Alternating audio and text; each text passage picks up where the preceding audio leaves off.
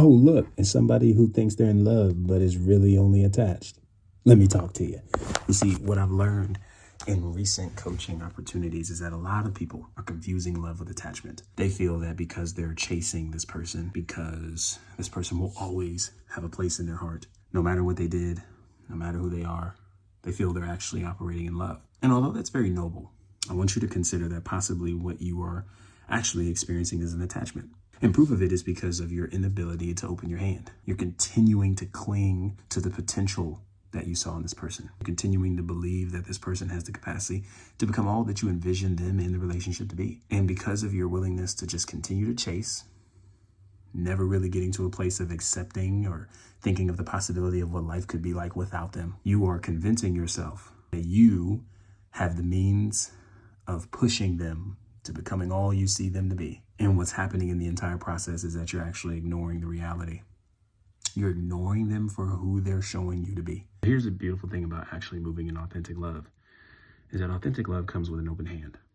It comes with the opportunity of both of you choosing one another, simply because you're not only seeing them for who they can be and pouring into their potential, because everybody's got potential, but it's also being able to hold the tension of who you want them to be and acknowledging and accepting who they already are and seeing the fruit and behavior that they're exhibiting and actually saying that this aligns with your values. And this is actually somebody that makes room for who you're becoming and you making room for who they're becoming. An open hand that actually allows room for both of you to choose one another and stands freely, because it also gives that person the opportunity to walk out if they so choose.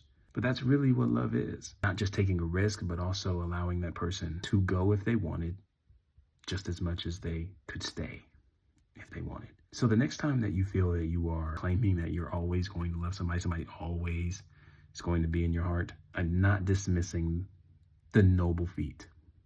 I think that's commendable in some ways, but I also just want you to be challenged and consider that possibly what you're actually doing is attaching to that person. And there's a part of you that has yet to really acknowledge who they are and be willing to come to grips with letting go of the fantasy that you carry of them in order to get your life back.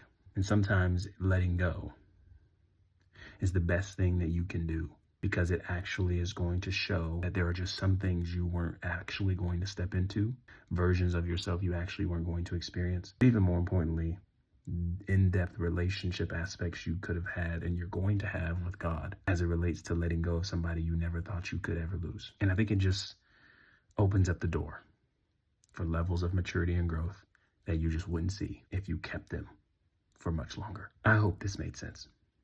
If it did, I want you to type "caught" in the comment section below and follow for more as we continue navigating through healing and doing relationships the right way, which starts with us doing the healing work on ourselves first, which oftentimes looks like us being honest about differentiating the differences between attachment and love, and being willing to make different decisions, and healing those wounds allows us to love authentically with an open hand and not white-knuckling out of fear of starting over.